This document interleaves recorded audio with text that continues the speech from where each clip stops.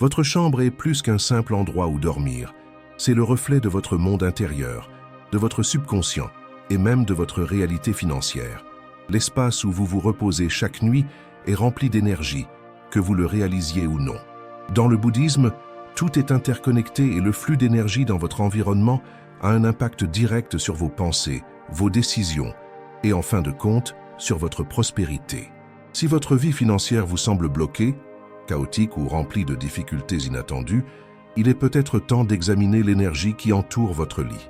Se pourrait-il que la façon dont vous aménagez votre espace personnel influence non seulement votre tranquillité d'esprit, mais aussi votre abondance? Imaginez ceci. Vous entrez dans votre chambre après une longue journée et, au lieu de ressentir un sentiment de soulagement, vous êtes accueilli par des tas de désordre, des vêtements non lavés, des papiers éparpillés, des livres à moitié lus empilés au hasard, et peut-être même quelques objets oubliés qui prennent la poussière sous le lit. Vous vous dites que vous vous en occuperez plus tard, mais au fond, vous sentez le poids du désordre peser sur vous. Ce n'est pas seulement une question d'esthétique, c'est une question d'énergie. Un espace désorganisé crée un brouillard mental, une lourdeur émotionnelle et une résistance subconsciente à accueillir de nouvelles opportunités, y compris financières. Dans la philosophie bouddhiste, le désordre externe reflète le chaos interne. Si votre chambre est en désordre, il y a de fortes chances que vos pensées, vos émotions et votre relation avec l'argent le soient également. Mais, et si changer cette dynamique pouvait être la clé d'une plus grande prospérité? La sagesse ancienne nous enseigne que notre environnement agit comme une extension de notre esprit.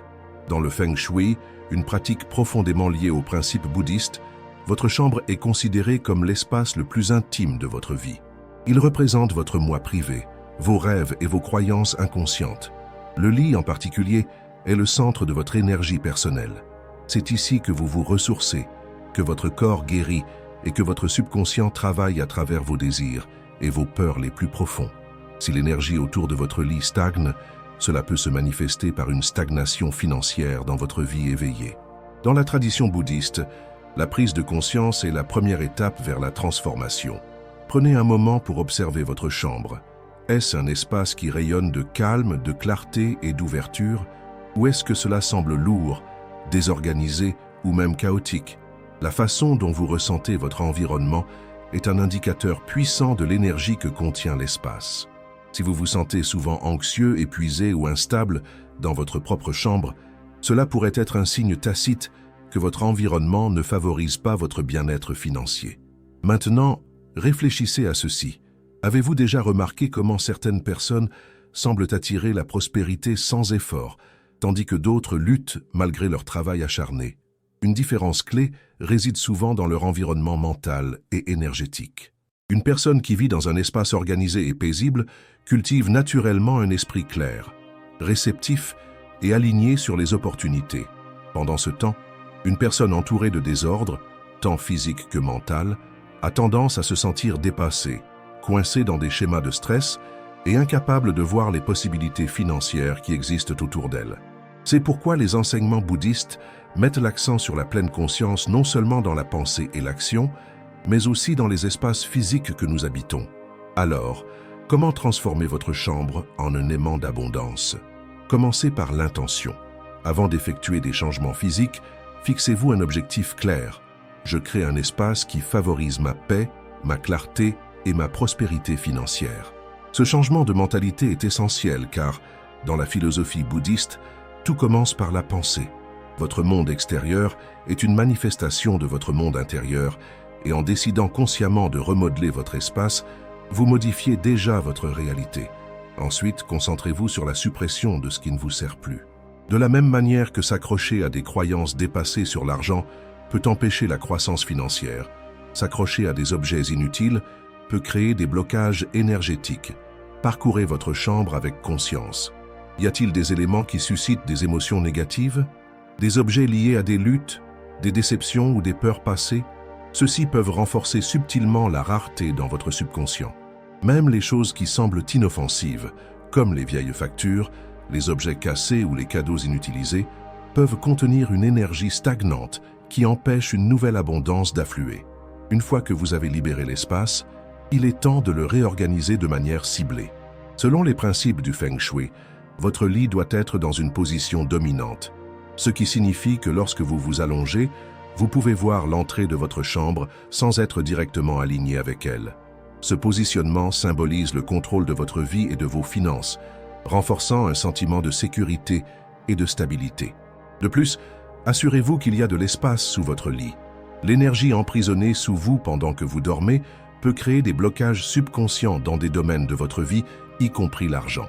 Si le stockage est nécessaire, ne conservez que les objets doux et significatifs, comme une literie supplémentaire, et évitez de stocker tout ce qui représente un stress, comme des documents financiers ou des appareils électroniques.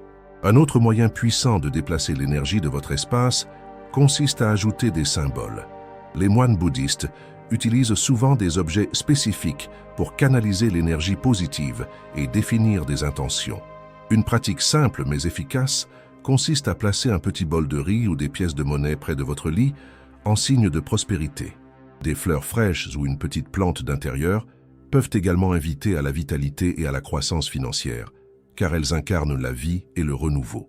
Si vous souhaitez aller plus loin, envisagez d'ajouter un petit autel ou un journal de gratitude à côté de votre lit, un espace sacré où vous pouvez réfléchir à l'abondance et définir des intentions financières positives avant de dormir.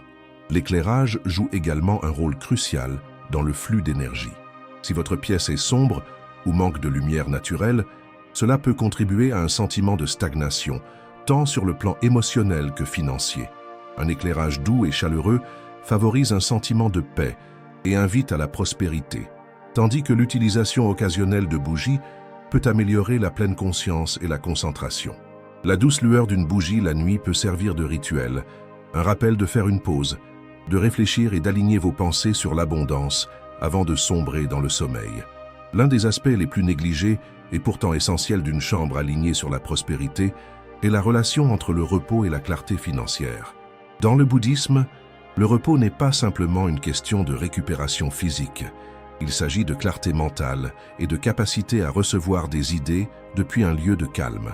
De nombreuses personnes confrontées à des problèmes financiers transportent leur stress dans leur sommeil, renforçant ainsi sans le savoir les schémas d'inquiétude et de manque. Une pratique de respiration profonde au coucher, une réflexion sur la gratitude ou même une courte méditation peuvent modifier considérablement cette énergie. Lorsque vos dernières pensées avant de dormir sont remplies de gratitude, de calme et de confiance dans le flux de la vie, vous programmez votre subconscient pour qu'il fonctionne à partir d'un état d'abondance plutôt que de peur. Vous voyez peut-être maintenant à quel point ces changements subtils mais puissants peuvent avoir un impact profond, non seulement dans votre chambre à coucher, mais aussi dans votre réalité financière.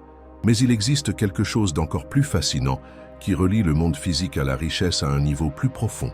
Au-delà du simple réaménagement d'une pièce, et si vous pouviez exploiter la puissance d'un objet placé intentionnellement dans votre espace de couchage pour amplifier encore la prospérité? La présence d'un symbole spécifique près de votre lit pourrait-elle modifier votre énergie financière du jour au lendemain? Pendant que vous dormez, votre subconscient est plus actif que jamais. Il traite vos émotions, vos peurs, vos désirs et même votre relation avec l'argent. Et si vous pouviez placer quelque chose près de votre lit, un objet porteur d'une charge symbolique et énergétique qui pourrait subtilement influencer vos pensées et aligner votre énergie sur la prospérité?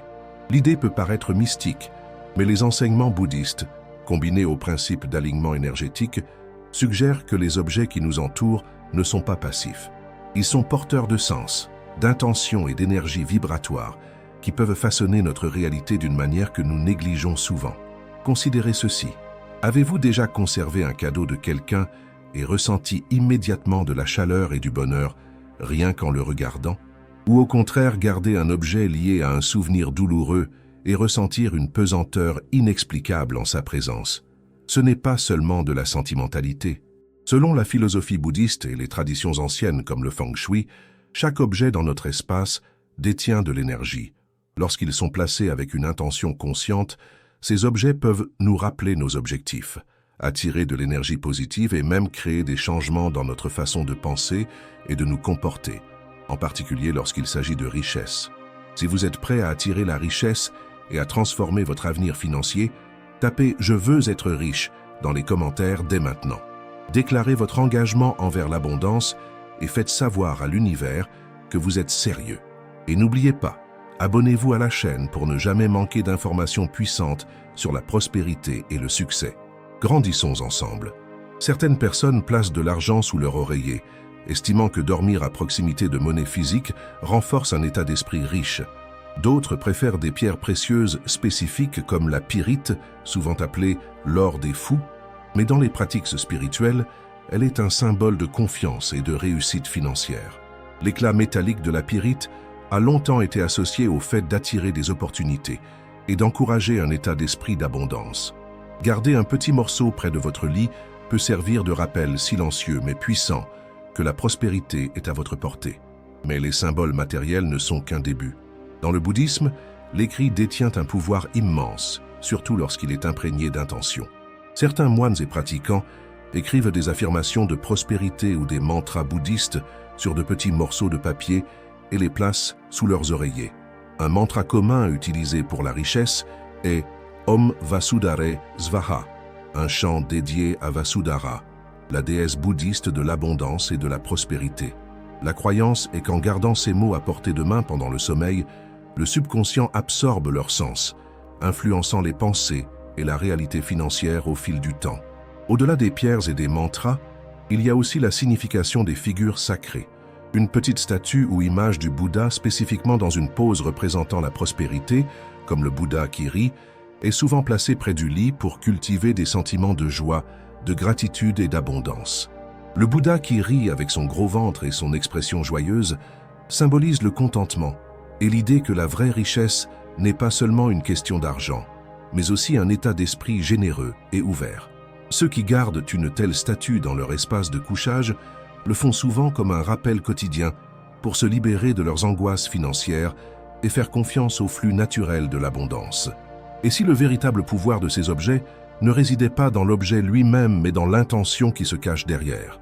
Après tout, un cristal, un morceau de papier ou une statue en soi ne fait rien à moins que la personne qui interagit avec lui ne lui attribue une signification et une énergie. C'est là qu'intervient le principe bouddhiste de pleine conscience.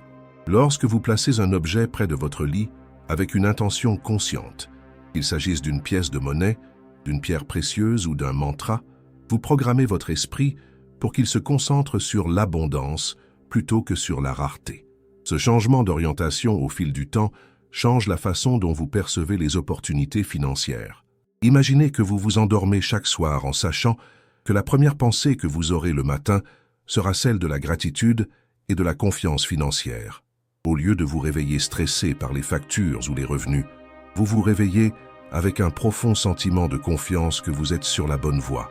C'est pourquoi placer un objet dans votre espace de sommeil n'est pas seulement une superstition, c'est un outil psychologique. Cela entraîne subtilement votre esprit à s'attendre à l'abondance plutôt qu'à s'inquiéter du manque. Ce principe s'étend également aux matériaux dont vous vous entourez. Selon les traditions anciennes, les tissus en soie et dorés invitent à la prospérité, tandis que les tables de nuit propres et épurées symbolisent une voie financière claire. Même quelque chose d'aussi simple qu'un bol de riz près de votre chevet peut représenter de la nourriture, de la suffisance et un approvisionnement constant en ressources. Pourtant, malgré toute l'importance des symboles physiques, le changement le plus profond se produit dans l'esprit lui-même. Se pourrait-il que la présence d'un objet, quelle que soit la puissance de son symbolisme, soit aussi efficace que les croyances que nous cultivons autour de lui? Si tel est le cas, alors une véritable transformation financière nécessite non seulement de placer un objet à côté de votre lit, mais également d'adopter un état d'esprit qui favorise l'abondance. Et cela nous amène à quelque chose d'encore plus profond, notre relation interne avec l'argent. Si les objets peuvent influencer notre énergie et renforcer nos croyances positives, que se passe-t-il lorsque nous avons des peurs inconscientes concernant l'argent? Et si, bien que nous nous entourions de symboles de prospérité, nos esprits restaient coincés dans d'anciens schémas de manque, de peur et de limitation? La véritable clé de la transformation financière ne réside pas seulement dans ce que nous plaçons dans notre espace, mais aussi dans la façon dont nous pensons, ressentons et agissons par rapport à la richesse. Et dans la philosophie bouddhiste, il existe un moyen puissant de modifier ce récit interne. Mais avant d'explorer cela, réfléchissez à ceci. Lorsque vous pensez à l'argent, quelles émotions surgissent? Excitation, anxiété, doute? Et si vos pensées sur l'argent étaient le principal facteur déterminant de votre réalité financière? Et plus important encore, et si on pouvait les changer? L'argent est l'un des sujets les plus chargés d'émotions dans nos vies. Il ne s'agit pas seulement de chiffres sur un compte bancaire, il comporte des couches de sens, une histoire personnelle et des croyances profondément enracinées. Certaines personnes voient l'argent comme une liberté, d'autres comme une source de stress constant. Certains considèrent la richesse comme un signe de réussite, tandis que d'autres l'associent à la cupidité ou à la corruption. Mais que se passe-t-il si votre relation avec l'argent a plus à voir avec votre état d'esprit qu'avec des circonstances extérieures? Et si les difficultés financières ne concernaient pas seulement l'économie ou votre travail, mais aussi la façon dont vous considérez l'argent à un niveau subconscient? La philosophie bouddhiste enseigne que l'esprit façonne la réalité. Nos perceptions, croyances et émotions influencent directement les résultats que nous expérimentons. Lorsqu'il s'agit de richesse, cela signifie que la façon dont nous percevons l'argent affecte la façon dont nous l'attirons, le gérons et l'utilisons. Si nous nous inquiétons constamment du manque, nous entraînons notre esprit à se concentrer sur la rareté. Si nous abordons l'argent avec gratitude et responsabilité, nous créons un environnement intérieur dans lequel les opportunités financières peuvent prospérer. Prenez un moment pour réfléchir. Qu'est-ce qu'on vous a appris sur l'argent en grandissant? Beaucoup d'entre nous ont hérité de croyances subconscientes de notre famille, de notre société ou de nos expériences passées. Si vous avez grandi en entendant des expressions telles que « l'argent ne pousse pas sur les arbres »,« les gens riches sont égoïstes » ou « vous devez travailler jusqu'à l'épuisement pour gagner votre vie », ces croyances pourraient encore façonner votre réalité financière aujourd'hui.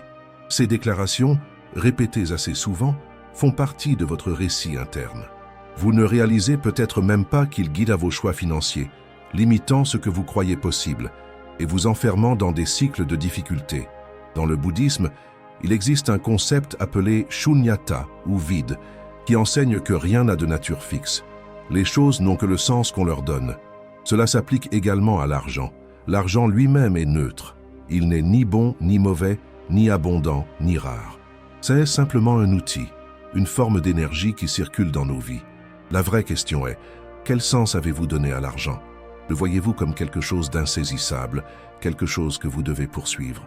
Ou le voyez-vous comme une ressource qui coule naturellement lorsque vous êtes en accord avec vos valeurs et vos actions? L'une des pratiques bouddhistes les plus puissantes pour changer votre mentalité financière est la pratique de la gratitude et du contentement.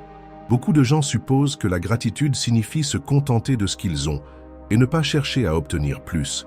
Mais en réalité, la gratitude est ce qui crée plus. Lorsque vous appréciez ce que vous avez, peu importe la quantité, vous signalez à votre subconscient que vous êtes déjà abondant.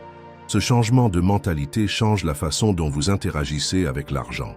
Au lieu de vous concentrer sur le manque, vous commencez à remarquer des opportunités, des cadeaux et des possibilités financières qui vous étaient auparavant invisibles. Imaginez deux personnes, l'une constamment stressée par l'argent, obsédée par chaque facture et chaque chèque de paie, pensant toujours « je n'en ai jamais assez ». L'autre, même s'ils ont le même revenu, se concentre sur ce qu'ils ont, célèbre les petites victoires financières et croit « l'argent entre dans ma vie de plusieurs manières ». La première personne vit dans un état de contraction, de peur et de limitation. La seconde opère à partir de l'expansion, de la confiance et de l'abondance. La différence n'est pas leur salaire, c'est leur point de vue. Un autre principe bouddhiste essentiel qui transforme la réalité financière est la voie médiane, la voie de l'équilibre. Beaucoup de gens tombent dans l'un des deux extrêmes en matière d'argent, l'attachement ou l'évitement. Certains recherchent la richesse de manière obsessionnelle, croyant que plus d'argent résoudra tous leurs problèmes et leur apportera le bonheur. D'autres rejettent complètement l'ambition financière, considérant l'argent comme une distraction, voire comme quelque chose de négatif. Les deux extrêmes créent de la souffrance. L'approche bouddhiste de l'argent n'est ni une adoration ni un rejet, mais un engagement conscient. Utilisez l'argent à bon escient comme outil de bien-être, de générosité et d'objectif. Pour véritablement changer votre mentalité financière, vous devez prendre conscience de vos habitudes en matière d'argent. Dépensez-vous de manière impulsive, à la recherche d'un plaisir momentané? Est-ce que vous accumulez de l'argent par peur, sans jamais vous permettre de profiter de ce que vous avez gagné? Évitez-vous complètement de regarder vos finances en espérant que les choses s'amélioreront d'elles-mêmes. Ces habitudes ne sont pas seulement des comportements financiers, elles reflètent des schémas émotionnels et psychologiques plus profonds. Les enseignements bouddhistes encouragent l'introspection. Au lieu de vous juger, observez vos habitudes financières avec curiosité. Quelles émotions vous viennent lorsque vous pensez à la richesse? Peur, culpabilité, excitation? Soyez attentifs à ces sentiments, car ils détiennent la clé pour comprendre votre relation avec l'abondance. Un exercice pratique d'inspiration bouddhiste pour améliorer votre relation avec l'argent consiste à dépenser en toute conscience. Avant de faire un achat, faites une pause et demandez-vous: est-ce que cela apporte une réelle valeur à ma vie? Est-ce que cela correspond à mes objectifs financiers à long terme? Est-ce que je dépense à cause de la peur, du désir ou d'un choix conscient? Cette pratique simple fait passer l'argent d'une chose inconsciente à quelque chose d'intentionnel. Cela crée un sentiment de contrôle et de clarté, facilitant ainsi l'épargne, l'investissement et les dépenses judicieuses. Dans de nombreuses traditions bouddhistes, les moines et les nonnes dépendent entièrement des dons pour leur survie. Ils ne travaillent pas pour l'argent, mais ils ne le rejettent pas non plus. Au lieu de cela, ils cultivent un état d'esprit de confiance et de générosité, croyant que lorsqu'ils vivent en harmonie avec la sagesse et la compassion, leurs besoins seront toujours satisfaits. Bien que la plupart d'entre nous ne vivent pas une vie monastique, il y a ici une leçon à tirer. L'argent circule là où règne la confiance, la générosité et l'alignement. Lorsque nous nous accrochons trop à l'argent par peur, nous créons de la résistance. Mais lorsque nous l'utilisons à bon escient, le partageons avec intention et le gérons avec un sens des responsabilités, il se déplace plus librement dans nos vies. C'est pourquoi la générosité est une pratique financière puissante. Donner même en petite quantité envoie un message subconscient selon lequel vous en avez assez, que vous êtes déjà abondant. Dans le bouddhisme, la pratique du dana, générosité, est considérée comme l'une des plus hautes vertus. Il ne s'agit pas de donner de manière imprudente ou de sacrifier son propre bien-être, mais de cultiver une relation ouverte avec la richesse. Lorsque vous donnez, vous vous dites « je fais partie du flux de l'abondance ». L'argent est destiné à être partagé, distribué et utilisé à des fins positives. Ce changement de mentalité crée un cycle financier positif. Ce que vous donnez rapporte de manière inattendue, que ce soit par le biais d'opportunités, de soutien ou de gains financiers inattendus. Mais la transformation la plus importante ne se produit pas seulement dans la façon dont vous dépensez ou donnez de l'argent, mais aussi dans la façon dont vous vous percevez par rapport à la richesse. Vous voyez-vous comme quelqu'un qui est toujours en difficulté, toujours en retard, toujours à la recherche d'argent, ou vous considérez-vous comme quelqu'un capable de stabilité financière, de croissance et d'abondance? Les croyances que vous avez à votre sujet dictent votre réalité financière. Si au fond vous pensez que vous n'êtes pas le genre de personne qui peut être riche, vos actions renforceront inconsciemment cette croyance. Mais si vous commencez à changer cette identité, même de manière modeste, votre situation financière commencera à le refléter. C'est pourquoi les affirmations, la visualisation et le discours intérieur conscient ne sont pas de simples vœux pieux, mais des outils pratiques. Lorsque les moines bouddhistes récitent des mantras, ils n'espèrent pas de magie. Ils entraînent leur esprit à s'aligner sur certaines vérités. Vous pouvez faire la même chose avec l'argent. Répétez des déclarations telles que « Je suis ouvert à la richesse »,« Je gère mon argent avec sagesse » ou « La prospérité afflue dans ma vie » peut lentement reprogrammer vos croyances subconscientes, conduisant à des comportements et des résultats financiers différents. Au cœur de tout cela, l'argent est de l'énergie. Il répond à l'intention, à la croyance et à l'action. En changeant votre état d'esprit, en passant de la peur à la confiance, de la rareté aux possibilités, vous créez les conditions d'une transformation financière. Mais bien entendu, un changement de mentalité ne suffit pas à lui seul. Pour véritablement changer votre vie financière, vous devez également agir consciemment, non pas à partir d'un sentiment de peur ou de désespoir, mais de clarté et d'un objectif. Et cela nous amène à l'élément final et le plus crucial. Comment vos actions, habitudes et décisions quotidiennes façonnent votre destinée financière. Si l'argent est de l'énergie, la façon dont vous l'utilisez détermine si vous rencontrez un flux ou une stagnation. Nous avons exploré le pouvoir de l'environnement, l'énergie des objets et l'impact profond de l'état d'esprit sur la réalité financière. Mais tout cela, aussi transformateur soit-il, reste incomplet sans un élément essentiel, l'action. La pensée seule ne crée pas de richesse. L'énergie seule ne suffit pas à payer les factures. Même les croyances les plus puissantes ne valent rien si elles ne sont pas renforcées par l'action. Dans le bouddhisme, la sagesse n'est pas seulement une question de compréhension, mais aussi une question de pratique. Et lorsqu'il s'agit d'argent, ce sont vos actions quotidiennes qui façonnent votre avenir financier plus que toute autre chose. Imaginez planter une graine dans le sol. Vous choisissez le meilleur sol.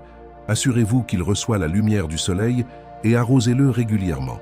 Au fil du temps, cette petite graine se transforme en quelque chose de fort et d'abondant. Il en va de même pour vos habitudes financières. Chaque petite action, chaque décision réfléchie concernant l'argent est une graine qui finit par se transformer en richesse ou en lutte.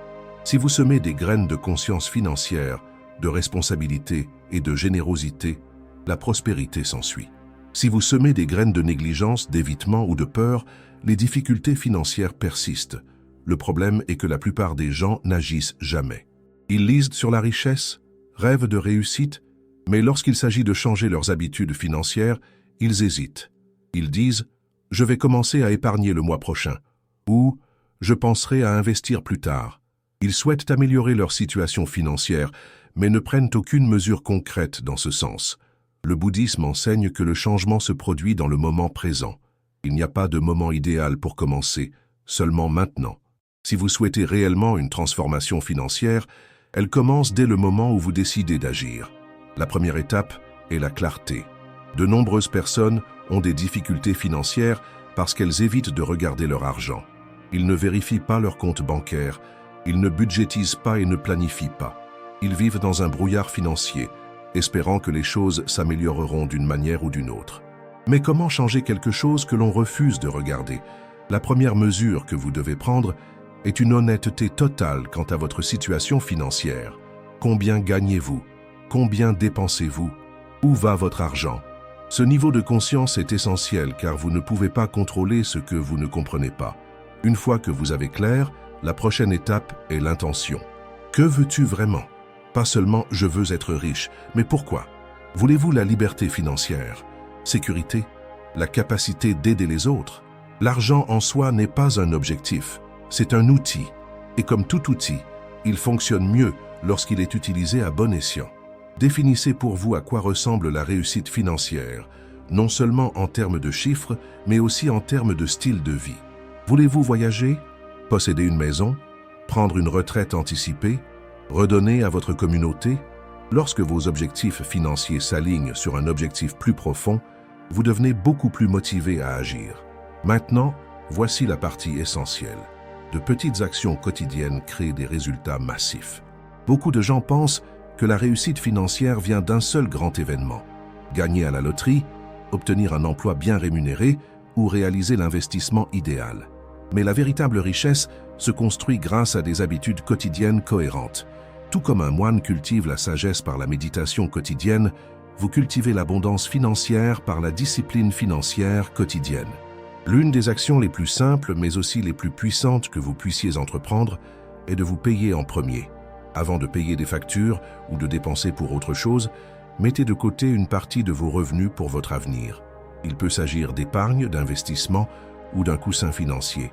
Même si cela ne représente que 5% de votre revenu, cette habitude elle-même crée un état d'esprit de responsabilité financière. Au fil du temps, cette habitude constitue une base solide de sécurité et de croissance. Une autre pratique clé consiste à dépenser consciemment. Chaque décision financière est un choix. Avant de faire un achat, demandez-vous, est-ce une décision consciente ou est-ce que j'agis de manière impulsive? Est-ce que cela me rapproche de mes objectifs financiers ou s'agit-il simplement d'une satisfaction momentanée? Le bouddhisme enseigne la pleine conscience dans tous les aspects de la vie, et l'argent ne fait pas exception. Lorsque vous dépensez en conscience, vous prenez le contrôle de votre avenir financier au lieu d'être contrôlé par vos impulsions. La pratique de la générosité est tout aussi importante. Beaucoup de gens pensent « je donnerai quand j'aurai plus d'argent ». Mais dans le bouddhisme, la générosité ne consiste pas à savoir ce que l'on possède. Il s'agit plutôt de créer un flux ouvert d'abondance. Lorsque vous donnez, même de manière modeste, vous entraînez votre esprit à croire que l'argent n'est pas quelque chose à craindre ou à thésauriser. C'est quelque chose qui vous traverse et qui grandit à mesure que vous le partagez judicieusement. Qu'il s'agisse de donner une petite somme à une œuvre caritative, d'aider quelqu'un dans le besoin ou simplement de partager des connaissances, la générosité renforce un état d'esprit d'abondance. Bien entendu, rien de tout cela n'a d'importance si vous ne prenez pas également des mesures pratiques en faveur de la croissance financière. Il ne suffit pas d'épargner.